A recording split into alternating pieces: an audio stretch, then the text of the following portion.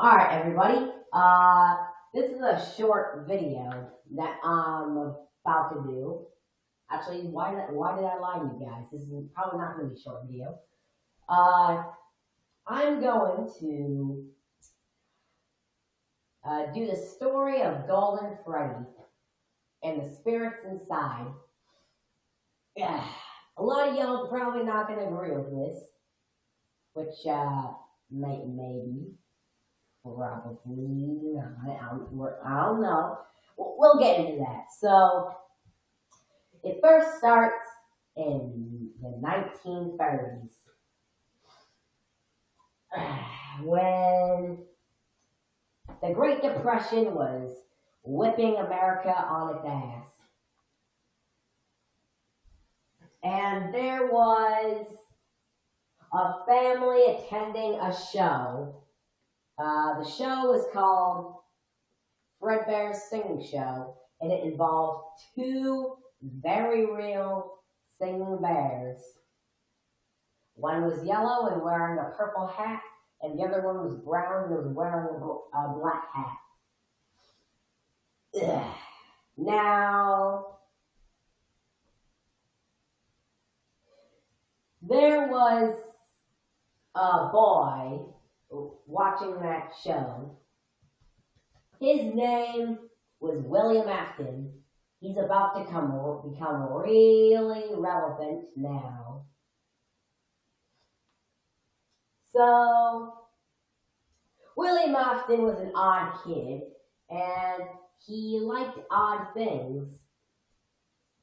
And he also had a kind of odd friend. His name was Henry Emily. They were both 5 years old at the time. They were both 5. In the 1933. There was also another man there. His name was Edwin Murray, a teenager who had a big dream of being in the circus. He inherited a factory from his father in the late 60s, had a wife named Fiona and a boy named David. And the people who owned the Fredbear's Singing Show, they became really rich and really famous, and they became a company called Fazbear Entertainment. They even asked, never mind, they didn't ask him, but whatever. They asked Edwin to make some costumes, a lot of costumes, like a lot of costumes, and some animatronics. One being Fredbear, but it looked kind of weird, so they kept it in the basement. Now, this story is not on Edwin, but this story is going to now be focusing on Afton. He's now becoming really relevant now. There were some other events that happened earlier, a lot of important ones, but we're focusing on the ones that are important for this topic. This topic alone. So, William Afton is feeling pretty good about himself. He has a gorgeous wife, 3 admittedly not that beautiful children, a friend, and a job that is both fun for him and gets him that cheddar.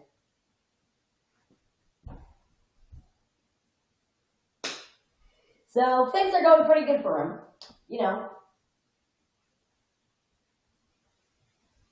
And his job, if you're asking, is being the business architect and the co-owner of Fredbear's Family Diner. Oh boy, it was a pretty good and successful business. Except for the fact that spring lock failures would happen time from time. But Willie didn't care. He was rich, but he didn't really take care of his kids that well. Matter of fact, his youngest son, David, or Dave Afton, whatever,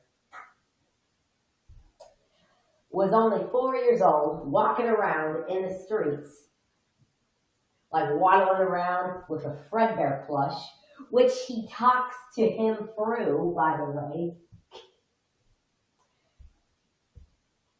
Had nightmares about some of the cartoon characters in the Springlock suits of Fredbears.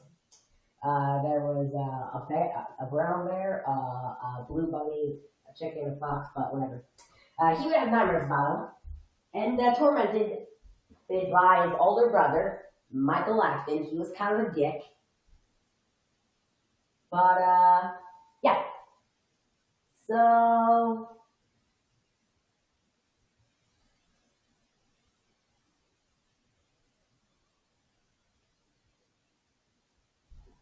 hold on. Okay, never mind. So one day, Michael Afton decided, hey, you know what would be a good idea?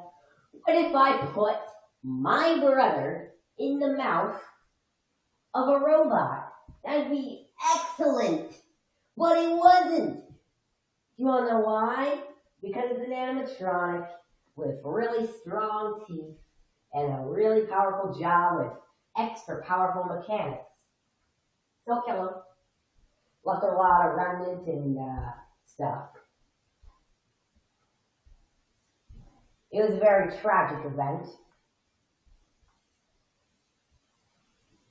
Dave Afton had one more nightmare before he died.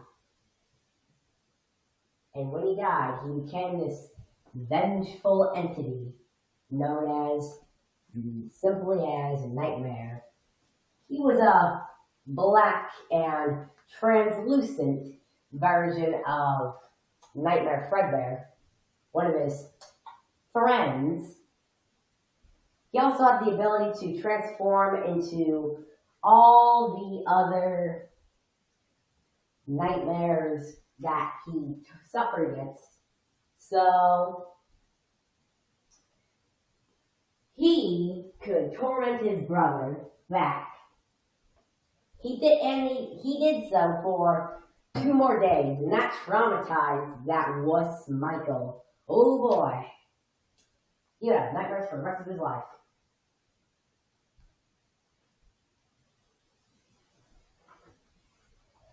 And Nightmare, or Dave Afton, was having fun, but then he found a box. He opened that box, and inside he saw the Fredbear plush. He picked it up, hugged it. Next thing he knows, he's Fredbear. He's in Fredbear's Family Diner, and he's covered in his own blood still, because he's been left in place for a little bit, and still in his idle position. And his purple bow tie and hat turns black.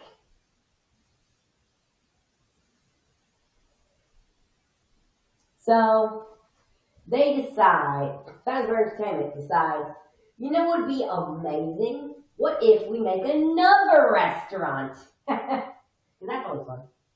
And they refurbished Fredbear into Yellow Bear. Basically a yellow Freddy, and they decided to make another Freddy's location. They used Freddy Springlock suits as well, so, more money in their pocket. They also made this other animatronic, the puppet, but let's be real, who actually cares about the puppet? And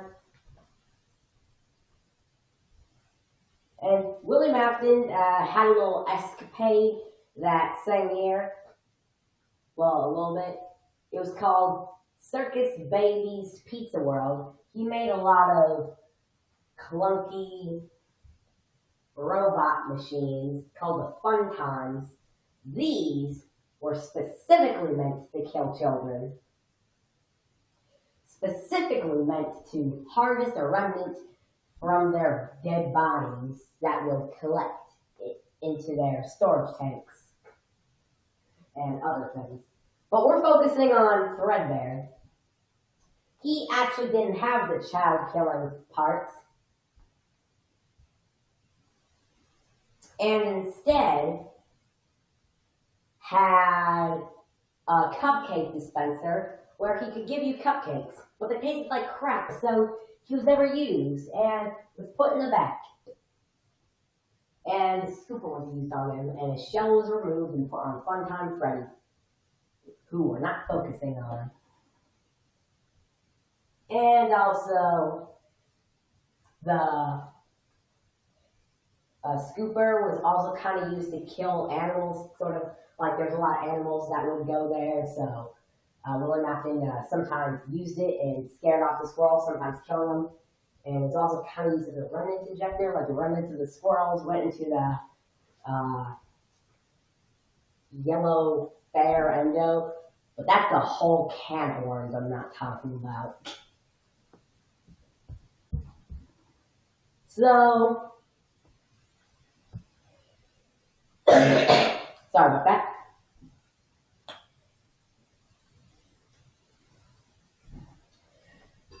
It's no longer 1983. Well, it's very late 1983.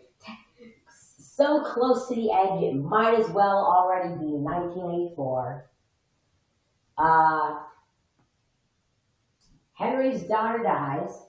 Womp womp. We're not talking about it. We're talking about Golden Freddy.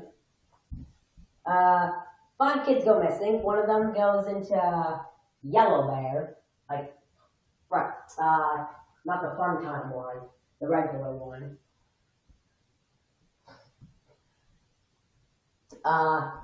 Hold on. Never mind. So, sorry, I'm chewing on something.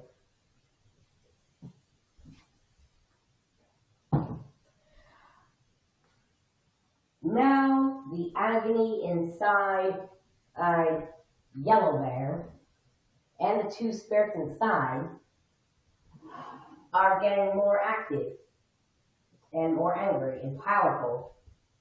Oh, wait, the 5 children dying happens in 1985, I forgot to mention.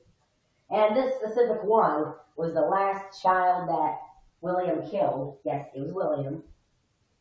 And she was spring-locked inside.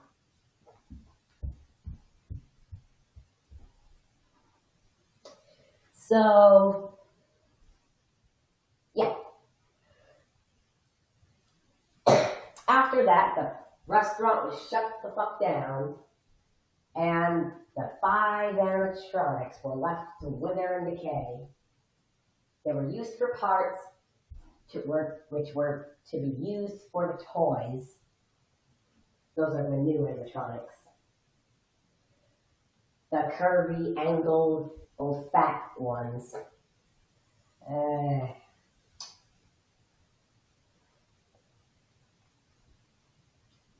So,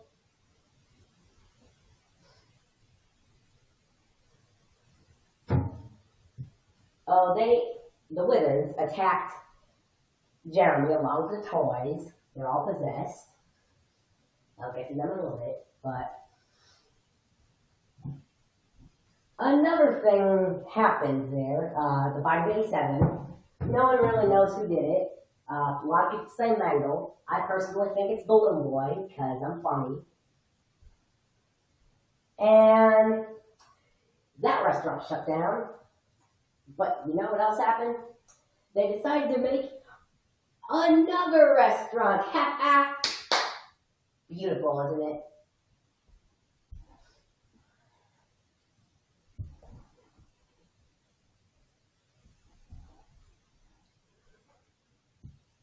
So, yeah, it's a pretty long story. To the people who clicked off, I'm sorry. I wish I could make this more entertaining, but whatever. It's just what we gotta do. So, yeah. decided to make another one, this time in 1993. Like, was the very beginning, like January 1st, 1993.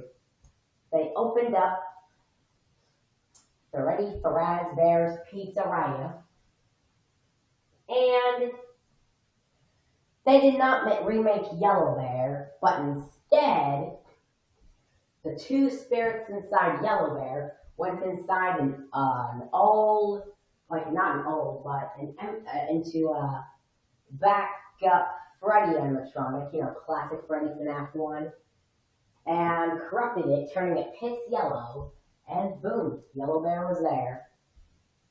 They sometimes used him here and there, but he was mostly left unused, and they took his inner working mechanics away, so he kind of just not worked. That didn't stop him from teleporting around. The staff doesn't dare to go near that thing. And eventually later in at the end of 1993, Fazbear Entertainment shuts it down again. Once again, whatever. It's fine. They can come back from this, right? Right. So, a lot of other stuff happened, like William Afton went back and destroyed the animatronics for two reasons.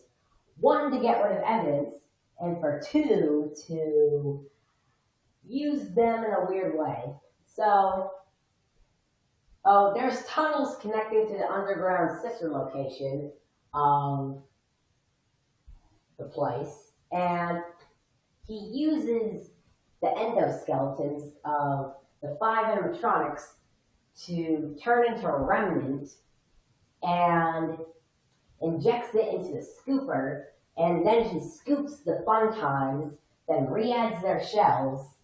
Now the spirits of the missing children are inside the fun time animatronics. The two spirits inside Golden Freddy being transferred into Yendo. That's the fun time Yellow Bear. Well, the spirits, one didn't go into Circus Baby. She was already possessed by Elizabeth. But that's a story we're going on later. But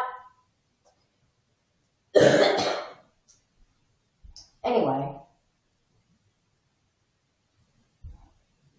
okay, what was it? Yeah. Later, they all turned into Ennard, except for Yellow Bear. And they went inside Michael, Paz, and wore his skin for a little bit, but then he started rotting, and people tended to note, and they realized people tend to notice that sort of thing. And then, they escape into the sewer, and Yellow Bear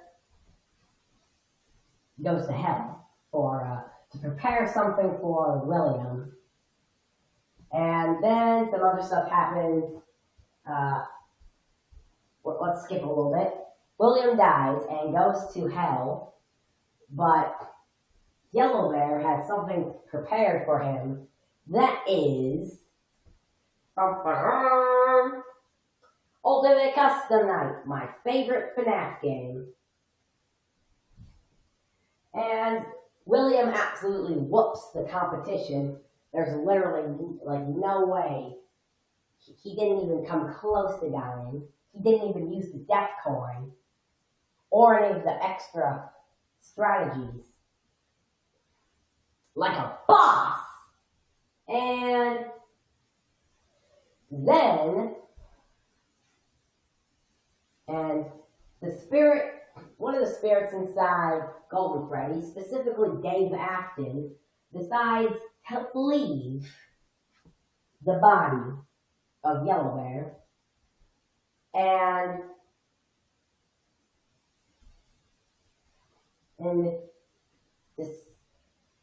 goes into a body that William was preparing for a long time, named Gregory. Now William managed to escape, became a digital manifestation, blah, blah, blah, blah, blah, blah. Let's just get through this. And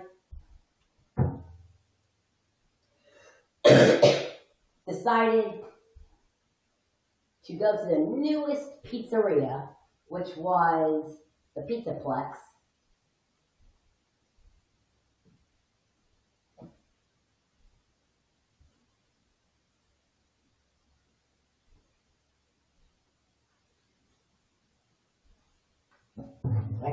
Nearly gets controlled by Glitchtrap, who is, in fact, William Afton. And what is the other spirit inside Golden Freddy doing? Well, Golden Freddy is, in fact, hoarding up as many animatronics parts as she can and welding them together to her body, and also Henry Emily's inside there too, but whatever. And it becomes this giant blob known as, well, the blob, or Tangle, as the cool kids call it. And it has a lot of remnants in agony, with every dead spirit except the puppet inside. And a lot of stuff. Yeah, sorry. Sorry if it's just me saying stuff. A lot, sorry. This lore is so long. And then